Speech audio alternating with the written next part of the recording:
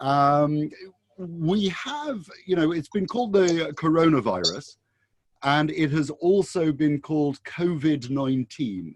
So perhaps we could just begin with you telling us what is a virus and what are these different names that we're hearing? Thank you very much.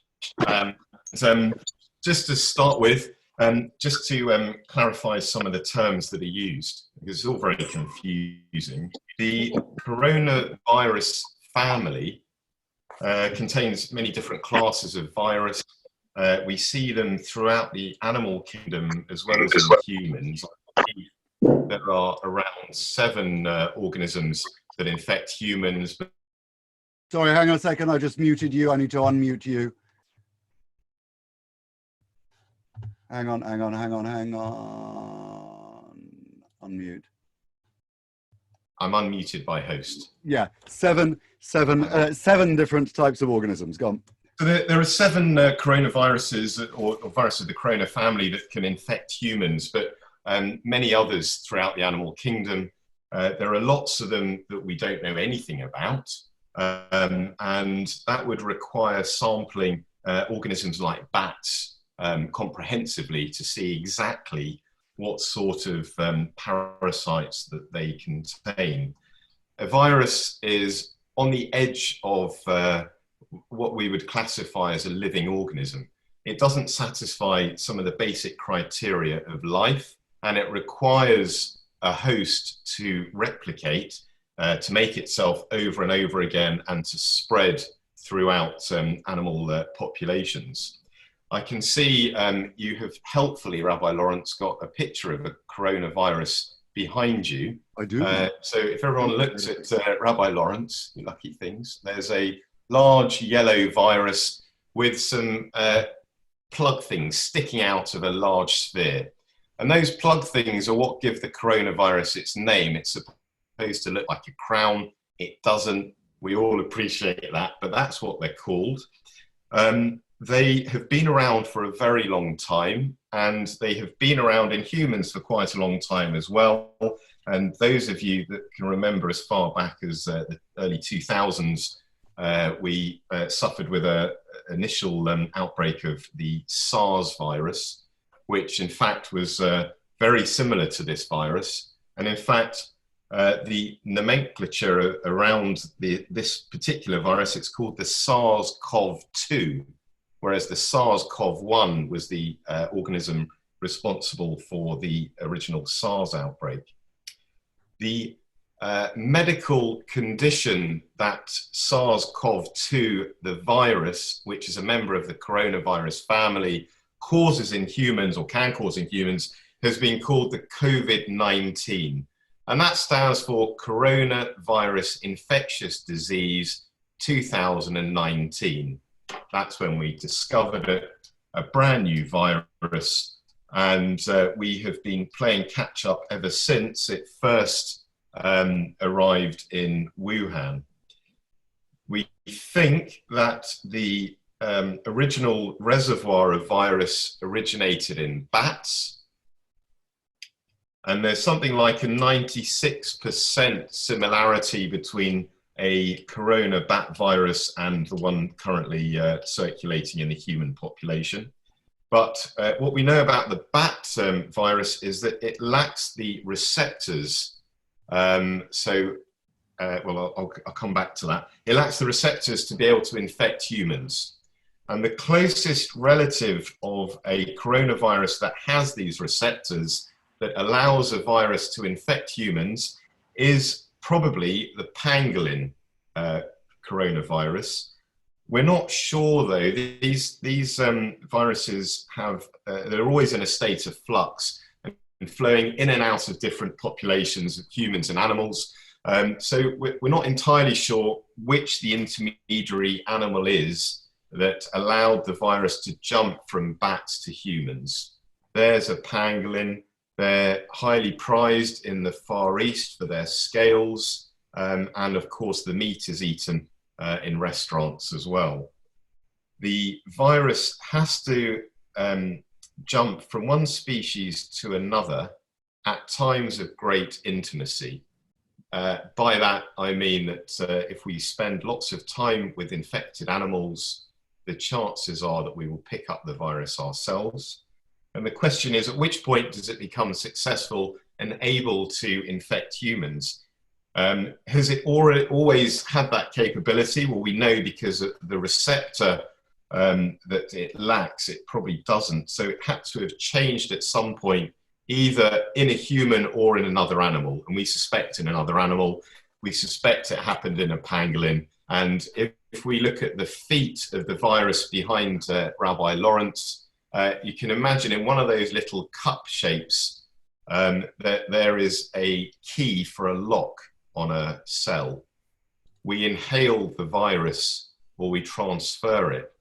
It then infects our respiratory tract, and one of those feet will lock onto a receptor in the lungs usually, or the respiratory system, and that allows the virus to open the lock of a normal cell that lines the respiratory tract, and that allows the virus to dump its genetic code into the cell, at which point it subverts the cell and it uses the machinery of the cell to replicate itself thousands and then millions of times until the cell finally dies, erupts, and produces millions of viruses that go on to infect the next door cells and the next door cells and so on, until the virus can pass from the upper respiratory tract at the back of the nose and throat all the way down to the linings of the lungs.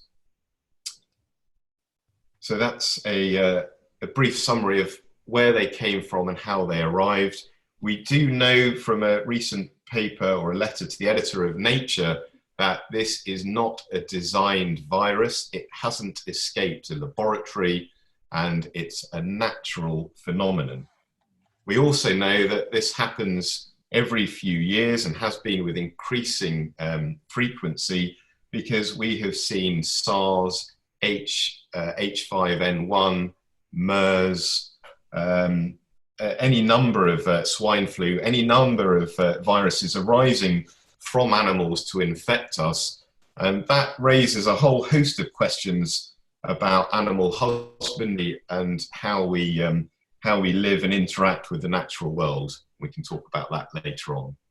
So hopefully that's a clear summary of how the virus infects us, what it's responsible for, and we can talk a little bit about the symptoms and signs that we see commonly with a coronavirus infection.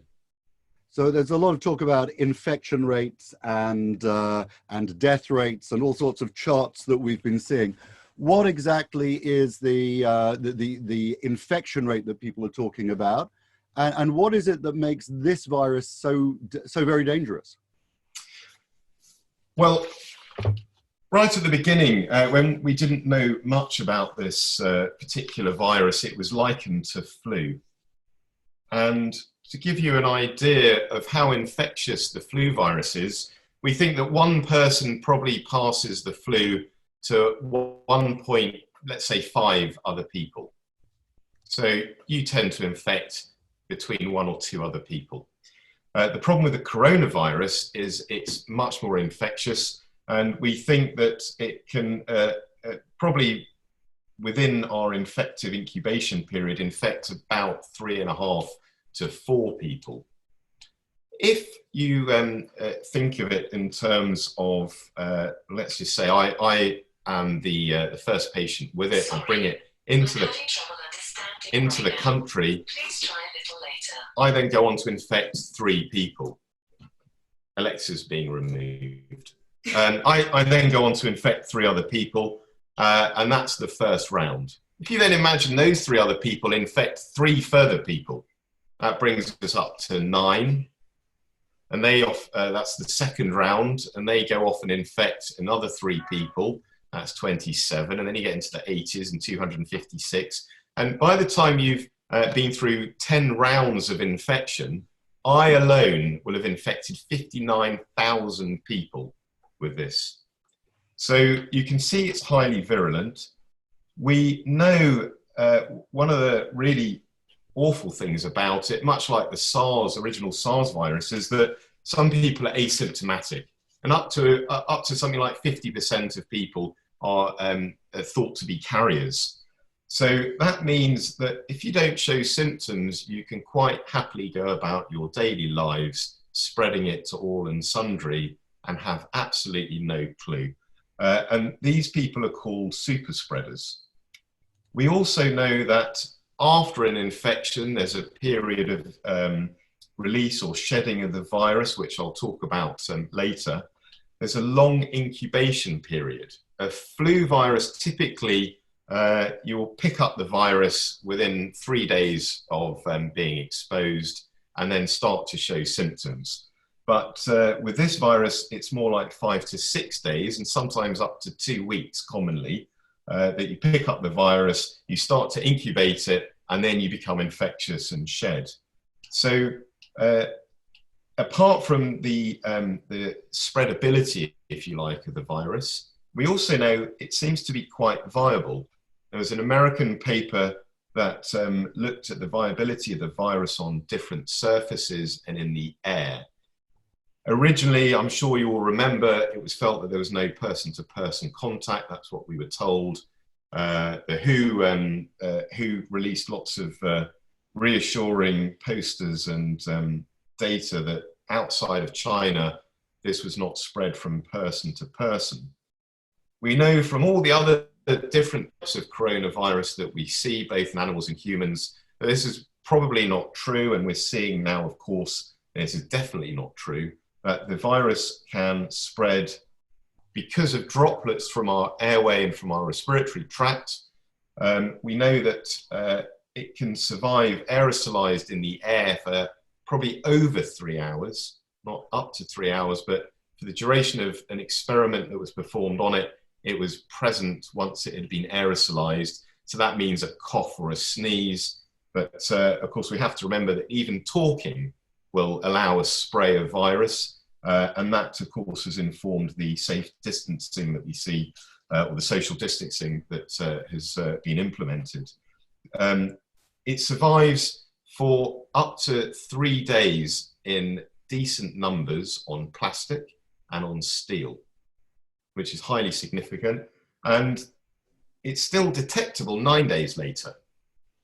So that also has implications for quarantine and for transmission. And I think that the fact that it has such a fast rate of growth, that it's so viable in the environment, we have to be very careful about social distancing and be aware of some of the spaces that we use. In particular, any points of shared contact can be a risk, and that involves anything from door handles to keypads. I would say that if people bring you your shopping in your high risk, that you might want to set aside a quarantine area for dry goods, and I would leave them for a few days untouched in a corner of your house or flat, untouched, just to allow any suspected viral load to disappear. You can drive yourself mad, of course, and that's also part of the anxiety of the virus, that not only do we not know who's got it reliably, we don't know where it could be, and we don't know how viable it is, we don't know how the weather affects it. So I would say that for more vulnerable people, so the over 70s and people with chronic or long-term health conditions, but they take it very seriously, people will deliver things to you. You quarantine things for a few days before you then take it into your house and into your fridge. That same research group thought that things like copper were pretty antiviral and that the virus didn't survive for much longer than 4 hours. But they also suggested that there was a lifespan, if you like, a viability of the virus of only 24 hours on cardboard. And this has been widely reported in the media. They did issue a caveat with this result, which was that there was lots of background noise when they looked at the genetics of the virus and they looked at the amount that was left. And they weren't, let's say, they weren't entirely sure that we should be taking a day or at 24 hours as a viable viral load on cardboard. In essence, I think that cardboard is likely to absorb liquid, and this virus covers itself with our droplets of mucus, and it's that that keeps it viable, and it's that that keeps it intact. So anything that dries out that viral packet, if you like, or the mucus packet around the virus, will then leave the virus susceptible to being broken down. So things like cardboard, you think, well, actually, that will absorb some moisture from the droplets. It might well leave the virus exposed. I would suggest that probably things like plasticized cardboard, so things with a nice, smooth, shiny coating, you should treat as plastic, and proper cardboard, I'd still leave a day or two isolated somewhere. I hope that all makes sense. What are the symptoms? Or wiped down with antibacterial or antiviral wipes. Sorry. What are the symptoms of someone who has got it? There's been an awful lot talked about in the media at the moment, and suggestions that it's everything from losing taste to the fever and flu-y symptoms. Absolutely. Well, I'm sure that you have all been to your doctors at some point with a variety of funny symptoms, and your doctor has been unable to find anything wrong with you and has told you it's probably just a virus. Well, that's because viruses can cause a whole host of different symptoms, and of course they can present in many different ways. The WHO have been very clear in telling us what the common symptoms are. And we know that a fever is associated with 88% of cases, and a cough in over 70% of cases. That's reported as a dry cough. However, just to confuse everybody, they also report an increase in sputum. So that's not a cough that produces sputum, that's just a general increase in phlegm, if you like, from the upper airway. The problem with that, though, is that that means if 88% of people display a temperature, that there are 12% of people that don't display a temperature. We also, as we said earlier, think that almost up to half of people might be asymptomatic. So they wouldn't display any of these symptoms at all. So that completely skews the frequency at which you see these symptoms. But I think that we can reliably converge on the fact that more severe illnesses and more severe infections produce a temperature, a dry cough, possibly some shortness of breath, increased sputum production. Fatigue is very common. We're also seeing more and more reports of people being unable to smell or to taste food, and that can persist for over a week. And other reports of more common viral symptoms such as diarrhea, dry or watery eyes, and abdominal pain, and even vomiting. So unfortunately, there's a wide variety of symptoms, and we have been fairly, excuse me, fairly inclusive, and we believe that anyone who has signs of really any viral illness should be assumed to have the coronavirus. And the reason for that really is that we can't currently test people in great enough numbers to differentiate who has which sort of virus. We know that having had the symptoms for a week then leads you into a more dangerous period. So at this point, after you've had symptoms for a week, if you're not improving, and in fact, if you're getting worse, and in particular becoming less or more short of breath, that you should contact either your doctor, 111, or go to casualty. We know that at this stage, between day 8 and day 12 of a viral infection, if you feel worse, you must contact a medical professional. So, sorry. So there are a large number of people who are asymptomatic. That's right. And then you've got a whole range of symptoms. And you can have the illness and pass it on while you are symptomatic. You might not be symptomatic and you can pass it on. And you might have recovered from the symptoms and can still pass it on. That's right. So we know if we take a population of 100 people across Britain, we would assume that about 80% of people will have either no symptoms or a very mild form of the illness. And that might just be a runny nose. We just, we just lack the capacity to be able to test everybody at the moment. And I don't think we will ever get to the point where we'll be able to test 68 million people. We do know that of the remainder of those 100 people, that another 15 will have severe symptoms and may well require hospitalization. And then finally, 5%, so 1 in 20, will be in a critical condition and likely to be on ITU. So I just want to check. Fortunately, we've had a couple of congregants who, having been through a really horrible viral experience, been in hospital, had the disease confirmed, the virus confirmed, so they've definitely had it, and now they're home and they're feeling back to normal. We should not assume that they can't pass anything on, and we should not assume that they can't get it again. No, that's absolutely right. I'll deal with the first, your first question, Rabbi, first. I think that's the most important. That at which stage can we start to see our loved ones? When's it safe?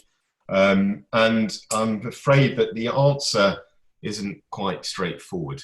There is some increasing evidence from China and from Wuhan in various studies which aren't probably massively powered or validated, but we've seen certainly some quite strong evidence that people will remain shedding the virus from their respiratory tract for on average 20 days after the onset of symptoms. So one should make a note of, I think, when you start to feel unwell, and then count at least 20 days on average from that time as a safe period to start mingling with your family and loved ones.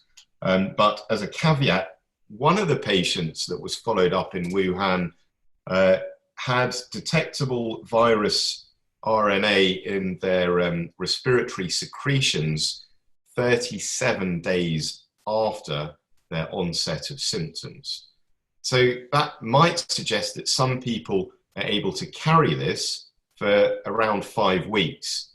The question is, are they actually able to infect people? Would the virus be in sufficient quantity for them to be able to infect other people? And I'm afraid we just don't know that. Government advice is that we self-isolate for 14 days. That might change. We've seen obviously that information's rapidly changing all the time, and we just have to be responsive. And I think we all have to be responsive at the same time in the same manner as a population. We've seen already some good news that it looks as though the rate of increase of viral infections is starting to plateau. So that means that it might be, and it's still slightly early to say, we only have 3 data points from the last few days. So it might be difficult to jump to any real conclusions, but that the spread of the virus is slowing to the point where 3 to 3.5 people aren't being infected from each case. But now it might actually be dropping to under 1 other person. So if 1 infected person infects less than 1 other person, we can see that the virus is very likely to fizzle out. Now, there was something else that you asked me. There was a 2-part your last question. Yes. You remember the second part? Well, I can't remember what you were going to ask me, or what you did ask me. You answered the first one so fully. It was about. Oh, I know what it was about. So the second part was is a frequently asked question as well, which really, to cut to the chase, is can we get reinfected? Oh, can we get reinfected? Yes. Can we get reinfected? And the answer is that if this behaves like any other virus known to man, then for now, no, you cannot get reinfected. But some viruses we do not form permanent antibodies to, so there may be a chance that in the future we can get reinfected, but that would likely be over some months. But right now, if you've had an infection, you won't get it again next week or the week after or the week after. The other thing that people ask about is the rate of mutation of the virus. So if the virus mutates, then that does leave us vulnerable to reinfection. So far, I'm pleased to say that all studies have not shown that the virus has changed anyway. So it's still nice and stable. It's the same thing that we started with. We do know that viruses can mutate to become more virulent, so they can become even worse. But we also know that they're much less virulent. And I think that might have happened with the original SARS outbreak when we saw it in various pandemics that we've seen. So the news is that if you've had a COVID-like illness or you've had a positive coronavirus infection, now you're covered probably for a few months.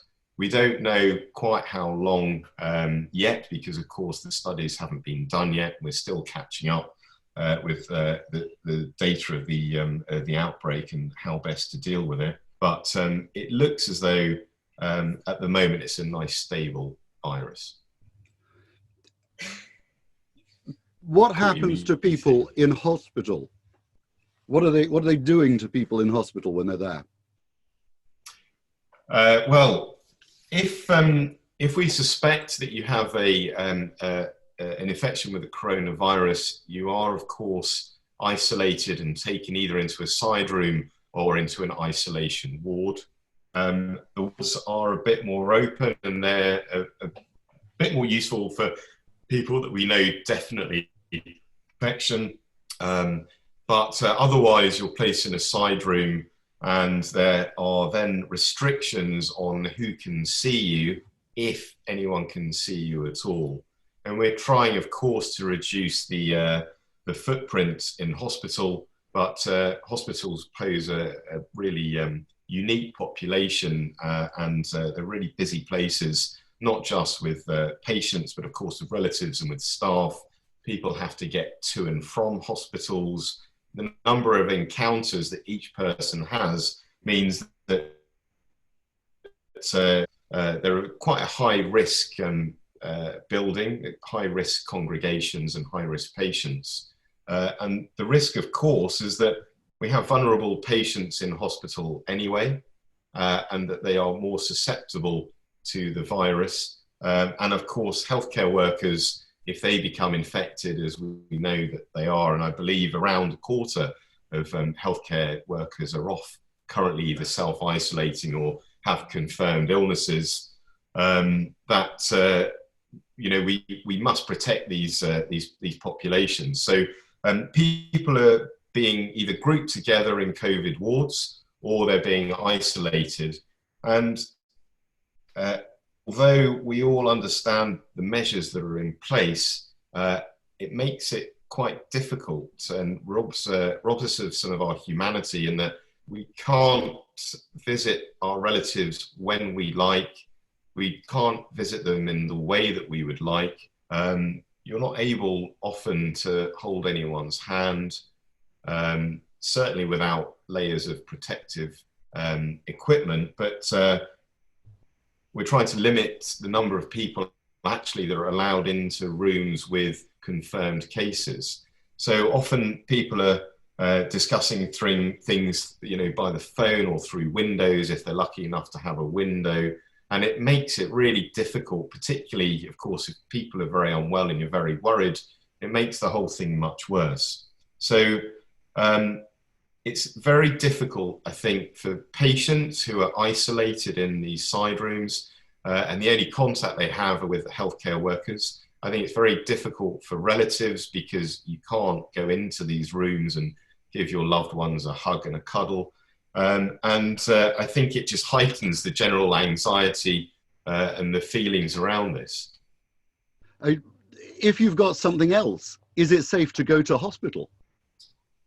Well, that's a great question because, of course, where else do you go? And we've seen more and more GP services are closing, or they're becoming telephone-driven appointments. And in fact, because we're trying to reduce footfall, that's exactly what we're trying to do in all of our other services.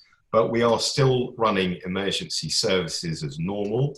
Of course, patients that have other issues are to be kept separate from people with suspected COVID infections. We have an issue, of course, with things like appendicitis in surgery, particularly. You know, people have to be treated. We can try, if we know about you early enough, to treat that, treat inflammatory or infective conditions in what we call a conservative manner, and that is treat them with medications and advice from home. But sometimes only an operation will do. And in that case, I'm afraid people have to come into hospital. We have to treat you in the usual way, but we will do everything we possibly can to get you out of hospital as soon as possible. Right. What can we do to support the people in hospital, the staff and everything? Well, I have to say that everyone so far has been amazing. I think that we do have a volunteer department, and I think that any sort of help should probably be coordinated through our voluntary sector and through the Royal Free Charity. There are individuals that are also trying to help out, but I think to be effective, these things should all be centralised, and I can try and find those details for you. Right. Stephen Hart had his hand up a moment ago, so I'm going to unmute him and give him the opportunity to ask a question. Difficult customer. Yeah. Hang on. Unmute. There he is. Yeah. All right. He's not unmuting. That's probably. Does somebody else have a question that they want to ask? So you stick your hand up on the screen, or Miriam Graham, hang on. Okay, unmute.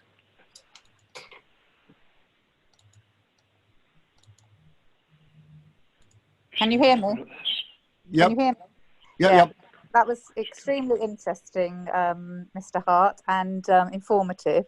I wanted to ask you whether some things I've heard in the media are true or false, but having a lot of very hot drinks can help to dislodge the virus if it starts to become embedded in your throat, and also whether a hotter climate and when the weather changes here and gets warmer might help to dampen the virus. So it's all about heat that I want to know. Yes, well, they're very relevant and interesting questions, actually. And in fact, your first question is this business of the hot drinks. So I have written a list somewhere of myths about the coronavirus. Myths and misunderstandings. Hot drinks and swallowing water frequently, as far as we know, makes no difference. Oh. However, of course, no one's really done the study because everyone, I think, is running around looking at other aspects of this. But no, the answer is that there is no evidence for that. It's pretty unlikely given the scale of infections that we're seeing and how the virus works with this special locking key mechanism of entry into the cells. It uses, as we said, specific receptors which bind really specifically to our respiratory tracts, and it's unlikely that hot drinks or taking in frequent drinks will dislodge the virus. If you imagine our respiratory tracts are already quite moist, they're often covered with a mucus type material, and yet the virus can still persist and still break through all of those barriers to infect us. So they're much cleverer than we are, unfortunately, and I think that it will, if anyone does the study, it will be shown that that probably won't make much difference to the rate of infections. The other thing that I've seen frequently described as the 10-second breathing test. Well, there are cases in children of very significant lung changes that we can see on scans and that we can see on x-rays. So structural changes in children that are asymptomatic. So the degree of change in the lungs, I don't believe makes any difference. And of course, if you do start to have that sort of problem taking in breath and holding it for 10 seconds, the chances are that you're quite far down the line anyway, and you would have seen more worrying symptoms. You'd start to feel quite unwell anyway. The other question that you had was really interesting. That's about the climate and how this virus seems to be spreading. As you know, it's spreading around the world. It's in South Africa, Australia, obviously here in the Middle East. I would say that overall, the warmer countries, perhaps apart from initially Brazil, did show a slower spread. It's still spreading in an exponential fashion, and that means that the numbers of infections are rising rapidly. But in warmer climates, it probably follows a slightly lesser infection curve or a slightly lesser velocity. There are many reasons why Brazil might buck up that curve, but I believe in the last couple of days, even Brazil's infection rate has now started to level off. So I think you're absolutely right that there will be a large disparity in the rate of infection because of the climate. And I think that we're seeing that now in the cooler countries across the world. Thank you very much. That's very interesting. All right, we have that Stephen Hart back, or he's up with a noise, with sound. Stephen, are you there? I don't know. Can you hear me? You are there. I can hear you. Great, that's fantastic. Can you tell us, Colin, about any of the research for medication to help this virus or to help to kill it? So unfortunately, that then brings us on to another myth about the medicine and the various treatments. I have to be clear that at the moment, the only treatment we have for COVID-19, the disease caused by the virus, is supportive. So what that means is that there are no medications to prevent it, and there are no medications proven to treat it yet. They're in process. And the only treatments really that we have are to support the breathing system with a ventilator and to help ameliorate some of the other effects of the virus with certain medications, so that we know that people are much more likely to form clots in their vascular system, in their veins and arteries. So obviously things like anticoagulants are very useful. We know now from early indications from the French, who warned us probably a few weeks ago now, that in many patients that were taking non-steroidal anti-inflammatory drugs, that they followed a much worse pattern of illness. So we know that things like ibuprofen and high dose aspirin might be detrimental.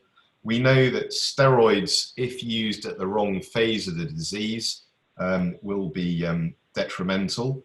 And because of the receptor, I couldn't quite understand why a class of drug called ACE inhibitors were a problem until I read about this receptor. We know that ACE inhibitors that are used for hypertension can also be a big problem when we take them and we're infected with this disease. So at the moment, there's a chap in New York, a GP, who has been treating hundreds of people actually with a drug called hydroxychloroquine, and he's been using it with a combination of azathioprine, which is commonly used as an anti-inflammatory, and high-dose zinc. And he's reported that he has had no fatalities. 4 people have been sent to hospital, and he, as I said, has treated 700 people. The problem with his data is that we don't know the specifics yet. He hasn't released enough data for us to be able to analyze exactly what he's done, who he's treated, and followed them up. We know that both the Chinese and the French are looking very closely at hydroxychloroquine. That's a drug that we used to use, or well, still use in some areas as an anti-malarial, but it was found to have an antiviral mode of action. So there are lots and lots of trials going on at the moment into treatments and medicines. I think there is something like 20 vaccines being developed across the world. And as you know, some of them are already being tested on human beings. But the problem with any treatment and any vaccine is that we have to make sure that it's effective and it doesn't cause more problems than it cures. So watch this space. Thanks. When we start getting back to normal, and we look forward to that, and as you said before, there might be indications, but they might not yet be reliable. We don't have enough information that things are beginning to slow down in the increase. When we get back to normal, what's it going to be like? Are the doors going to open and we'll burst out and return to normal life, or is it going to be slow? What do you anticipate? We don't, as I said, we don't really know how this virus is going to behave. There is a potential that it behaves like other coronaviruses and just disappears. And that obviously would be the best case scenario. The problem is, how do we know that it's just disappeared or that it's hanging around? And there will have to be, I think, a period where we have to test the water. So I suspect what will happen is that the government will gradually, when our caseload starts to drop, the government will gradually start to relax its regulations, that we will slowly be allowed to resume some of our normal activities. That might be, I suppose, you might be allowed to go back to work once or twice a week. You might be able to do a bit more shopping. But regardless, we will have to be very responsive very quickly to shut everything down again if it looks as though the virus is returning. So I think that whenever things start to open up again, it will be very slow, it will be very cautious. We're hoping to avoid the situation that we saw, in fact, this time 100 years ago in the Spanish influenza pandemic. There were multiple peaks, and in fact, they started, I believe, in the autumn of 1918. They had a large peak of an infection, and then it went away for a few months, came back in the winter, and was much worse. We are going to try and avoid that scenario, probably by slowly exposing people over time, and allowing people to become infected, allowing the health service to deal with it in a controlled manner, and then reaching a low number of reinfections, and then going through the process again. And that might then go on for the next 18 months or so at various points. And I think that for me, that's probably the worst case scenario, that this thing does persist. We've seen with MERS in the Middle East that these viruses do persist and that they can reinfect us again. So I think, to be cautious, the likelihood is that, that we will be allowed a bit more activity. We'll see what happens and then close down again if we're all reinfected. And if not, then I think that the restrictions will be eased a bit more until we can be fairly confident that we're not going to invite a second wave. Right, I'm unmuting Edith Ellick, who has a question.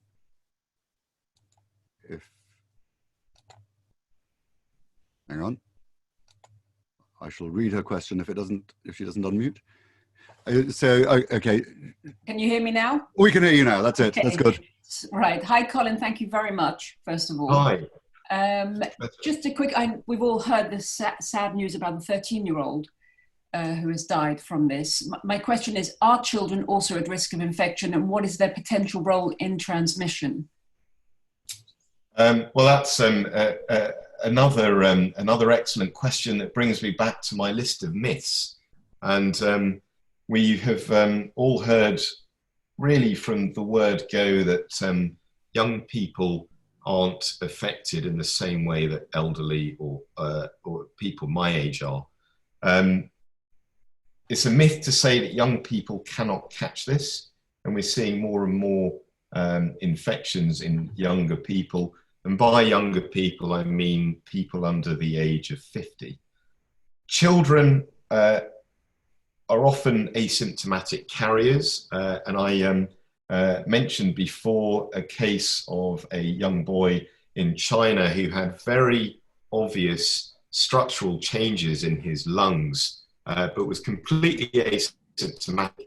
And therefore, if people don't show symptoms and they go about their normal lives, they can spread it to absolutely everyone, including, of course, their favoured grandparents and anyone else who they come into contact with.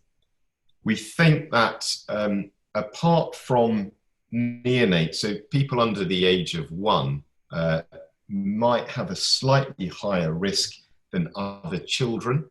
But actually, children get away with it, given the numbers of people that are affected. The chance of a serious illness or death in anyone really under the age of 20 is very, very unlikely.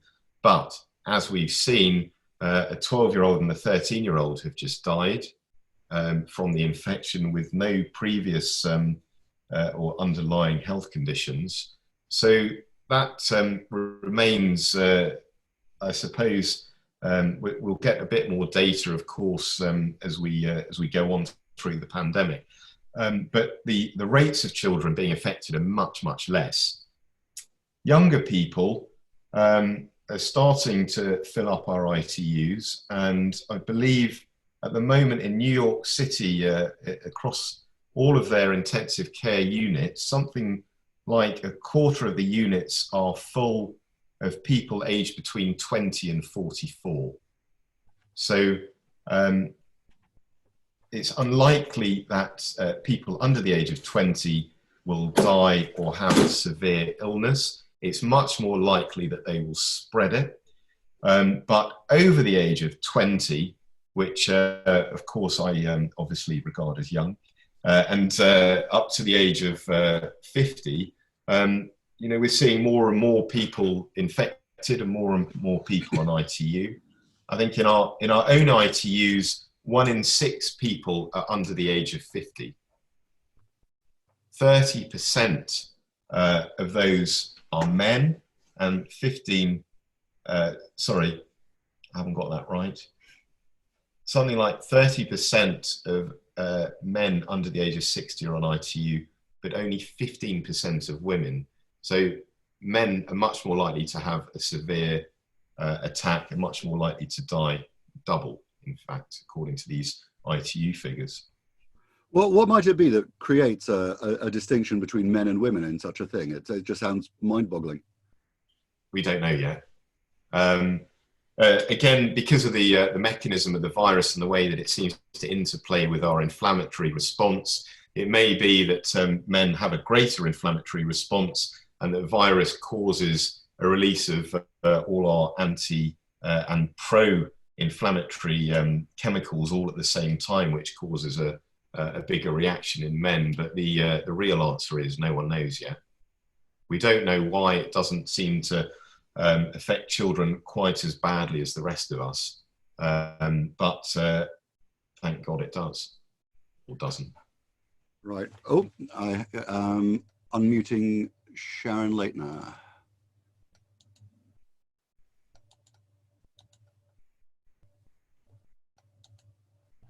Sharon? Hello? Can you hear me? Yep. Thank you so much for this time. I really appreciate it. You need to be a bit louder, Sharon. Can you hear me now? Oh, that did it. Is that better? Is that better? No, you've disappeared. Okay. I don't know where the microphone is. Ah, there. They move. It's just about masks. I wanted to know what the current thinking is about basic masks, if there are benefits to civilian populations going around their business but covering their nose and mouth. Because initially we were all told that it was pointless. So sorry, I'm just the masks make whether sense. It's worth wearing masks or not worth wearing masks. Is there any benefit? Has there been a rethink? Because the public messaging was very strong initially to suggest that there was no point and no benefit of wearing a basic mask, civilians, not medical personnel. Yeah. Whereas now I'm reading more and more about how it may actually be beneficial. Well, I believe that the official line is that unless you're caring for somebody or in close contact with somebody with coronavirus, of course you don't know, that you should wear a mask. Are they effective? Do they make any difference? I think the jury's out. There was a recent paper looked at the different types of masks and found that there wasn't much difference between them. So you can probably rest assured that they're all probably as good or bad as each other. And that goes for surgical masks and for the closely fitting PPE masks that we've been using in our infected patients, or looking after our infected patients in hospital. But when you look at countries such as Japan and South Korea, where wearing a mask is really social etiquette, and the low rates of infection that they've now managed to produce, you wonder if there might be something to it. We know from surgical studies that after a couple of minutes, a mask becomes saturated and probably loses its filtration effect. But I've always been of the belief that that fluids and viruses and horrible things can go both ways. So not only do you worry about breathing things in and touching your face and so on, but you also worry about the things you might be producing when you cough or sneeze. And if you're wearing a mask, then you reduce your own capacity to infect other people. I also believe that when you're wandering around London or Hanoi or wherever you might be, and you might just want to scratch your nose, if you're wearing a mask, that stops you. And it makes it much more of a conscious thing So I wonder whether the number of events of you touching your face might reduce the chance of viral transmission. From a microbiological or virological point of view, these masks are so poorly fitting and viruses are so tiny that you can imagine that they would access your respiratory tract very easily, particularly because surgical masks don't fit closely, particularly around the nose and around the sides of our faces. So the answer is that I think it's reassuring. I think it reminds you socially not to touch your face and to highlight when you do touch your face. And I think that it provides a barrier to larger droplets. So particularly sneezing and coughing, large, great blobs of mucus and sputum are contained within your mask rather than spread throughout the world. That's brilliant. Very good. Does that help? So the answer is, should you wear a mask? And the advice is, it probably doesn't make any difference. But the reality is, it's probably quite reassuring for most people, and particularly for vulnerable people going shopping, that actually they would prefer to have a mask on. And I can't really see, I think we're now at the stage where I don't look twice at anyone wearing a mask. And I don't blame them, and I don't think badly of them for it. And will it help? Who knows? But if it makes you feel better, wear a mask. I would say the same with gloves, actually, as well. But of course, you have to be careful when you take these items off and where you take them off. So placing a mask on, let's say you're on the tube, there are thousands of other people, key workers, all very high risk, and everyone's condensed in one carriage. You've got your mask on. What do you do with your mask when you get home? How do you take it off? Well, the advice is that you, first of all, you take off your gloves, if you're wearing gloves, and you take them off at the wrist, either by pinching a corner of the outside and pulling one off, and then using your bare finger hooked in the glove straight into the bin, and then you're supposed to place your head directly over a bin and lift the straps off without touching the front of the mask. Because if you've been filtering out all this virus on the tube and you go home and pull off your mask, it's on your hands and it's in your kitchen bin, and there we go, you're infected. So, as long as you know what you're doing with masks and with gloves, they can't hurt. Johnny, you had a question. I have. Colin, can you hear me? Yes, I can. Hello. Thank you. That was very interesting. It's certain I'm on ACE inhibitors and my wife's on an ARB. Now, today is the first time that I've heard any problems with either of these medicines, and it must be very unknown to the general population. Is this a relatively recent discovery, or have Absolutely. I just... Again, the evidence is quite poor at the moment, and we're trying to catch up and analyse all of our numbers so that we can advise people properly. And really, those three drugs, steroids, NSAIDs, and ACE inhibitors, are thought to be best avoided at the moment if possible. But if you're taking them and you have to take them and you're isolated, then you should continue to take them. The advice is also the same for people with anti-inflammatory drugs, so that if you're taking, let's say, things for arthritis, that you don't stop taking those medications. And we are hoping that by isolating yourself, you're not at risk, and that won't exacerbate the illness. Of course, once you do become ill, and if you become unwell enough, we will change the medications that you're taking to suit you, or give you something intravenously that we can monitor more closely in hospital. Is there any evidence that ACE inhibitors are worse than ARBs, or is it as yet unproven? Not that I know of yet. I'd have to look it up specifically, and I'm quite happy to have a look for you. Thank you. Does anybody else have any questions?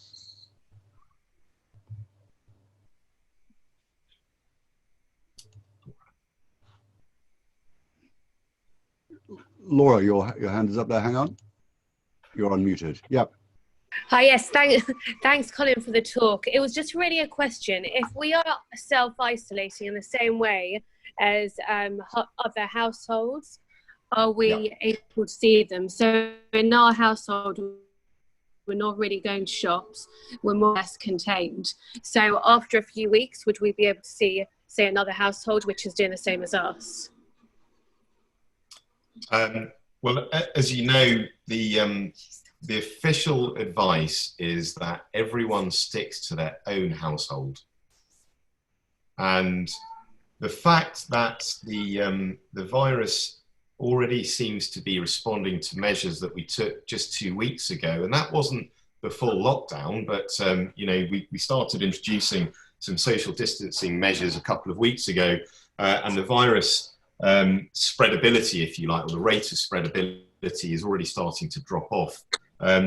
Then we need to be pretty clear and pretty firm that the actions that we are taking today, we should persist in taking until we see a real downturn. So it's great news already that things seem to be on the turn. Again, I think we have to be a bit careful about how we interpret the data at this stage. But the worst thing we could possibly do is to then relax, go out, see who we need to see, because what we are trying to do with social distancing is to try and deplete the reservoir of virus, so to allow it to fizzle out.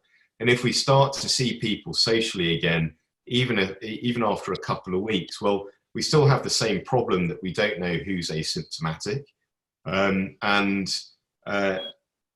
Even isolating yourself as you believe you are isn't true isolation.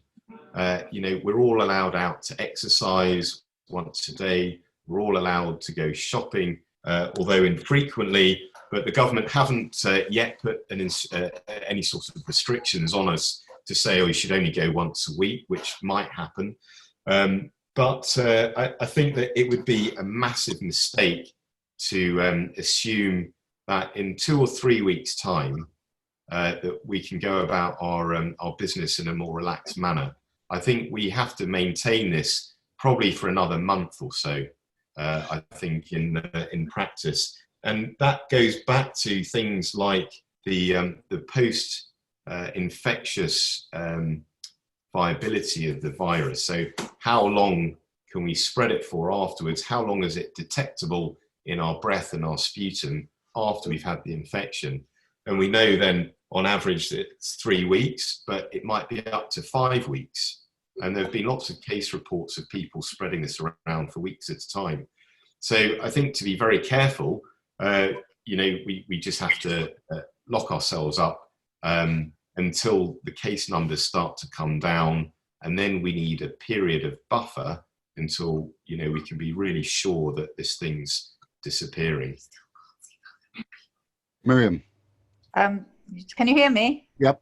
Yes, yep. I can. Just one more quick question. Are the antibacterial sprays that people are using on home surfaces also a waste of time because they're not antiviral? Most of them actually are also have antiviral effects. Right. And things like Dettol are particularly good.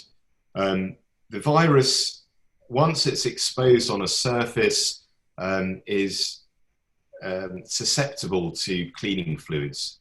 So I would certainly wipe things down, wipe down letterboxes and doorknobs with impunity, really. But a certain amount of this is conjecture. We just don't know enough. Yeah. But it would make sense that the viruses are vulnerable to sprays and cleaners. Right. Okay. Thank you. Thank you. Pleasure. Right. Does anybody else have any questions? Henry, is that you wanting to talk? Yes. Colin, first of all, thank you. On a more practical level, on an everyday level, what's your advice about opening letters and reading the newspaper and that sort of thing? Well, again, going back to the previous work that the American group did about the viability of the virus, that on plastic and steel it lasts for certainly for in decent numbers in 3 days, and newspapers and rough cardboard. I would imagine again the closest thing we've got to advise is a day. So I would wipe things down as much as possible, or spray the outside where you think that people might have had contact. It's very difficult, obviously, to do that with a newspaper. And I think, again, newspapers are quite absorbent, and the chance of a virus lasting, as long as it does on smooth, shiny cardboard, for instance, that's been coated, is probably much less. But probably any of these things that you take into your house, I'd just leave for a day or two. There are very few letters and things that we most of us have to deal with urgently within a day or two. So again, I would stick those in a box, marked quarantine for a day or two. And in fact, I thought I was probably being a bit overzealous about this until I spoke to Sky, and they're kindly sending us some new equipment. And the advice from the call handler was that we leave the equipment for a day in our porch. I don't know how we knew we hadn't got a porch, but anyway. So I think I'm probably not alone in suggesting that, we quarantine our goods wherever possible, and everything else you just wipe down with a wipe. Right. The thought of having to read the newspaper a day afterwards or 2 days afterwards seems a little bit strange. Rochelle. Yes, I'm not too clear. When I get my order, I live in a block of flats, and they deliver the oranges, the bananas, the broccoli and everything. I will ask them to come upstairs and leave it outside my door. That is going to be on Monday. Can you repeat again? What do I do with the tomatoes, the broccoli, the new potatoes, the blueberries? Could you please repeat what I do again? I think either you carefully remove packaging and throw it away, or you wipe down what you can. And for things that are perishable, so you mentioned blueberries, they'll come in a box, you wipe that down and pop it in the fridge. Or you count them into something else, into one of your own bowls, and then carefully wash your hands afterwards. Thank you. Right. Johnny, do you have another question? No. All right. He's just making waving gestures at me. Going outside, fresh air. There's all this discussion at the moment about closing the parks and people not going to beauty spots and things where you might imagine it's wonderful to be there. I understand not congregating together, but what should we do for exercise and to keep healthy at this difficult time? Well, we are supposed to exercise locally. That's what the government have asked us to do. So that means walk around the block, and you go to your local park. But I wouldn't drive to Foxton Locks in Leicestershire for a day out. So we have to be sensible. We've got lots of facilities here in Barnet. We're very lucky to have all these open spaces. And of course, we observe the social distancing that we've been advised. We keep 2 meters away from people. Again, the idea is that if we produce the viruses as we breathe and talk and cough, and that can sit in the air for however many hours, of course, outside, the wind will blow it away, it will deal with it. But otherwise, it's all about the transmission of the virus and keeping away from other people. And the problems that we saw over the last weekend or the weekend before, the weather was great, everyone wants to go to lovely beauty spots and everyone was crowding around. Well, you can imagine all of that breath and all of the virus being released in a miasma over a crowd that's going up the, a 10 tours path would be a real risk. I think if you're alone and walking your dog, or there are two of you, we're not supposed to congregate in more than numbers of 2 when we're out and about, that won't cause a risk. There may be a risk from the local police, and I believe that there are now guidelines for different forces are being informed and instructed again as to how to enforce the rules. Personally, I think that you're at much less risk, walking around outside than you would be walking into a lift at the Royal Free. So I think if you're sensible, and there aren't that many of you, less than 2 of you, that's the best way to exercise. If you've got a bike, similarly, excellent exercise. There is a lovely cockapoo, maybe? Is that a cockapoo behind you? Or a labradoodle? That was a labradoodle who I savaged yesterday trying to get in. Sorry, a lovely labradoodle. Obviously, walking the dog gives you a good excuse, and other dogs will come up to you and say hello. Other owners might try and come up to you and say hello, but of course you have to run away. Can we catch it off animals? Because my dog gets friendly with other dogs. Yes. The real answer to that question, like all the other questions, I'm afraid I can't give you a yes or no. The evidence would suggest that as a virus, this infects lots of animals.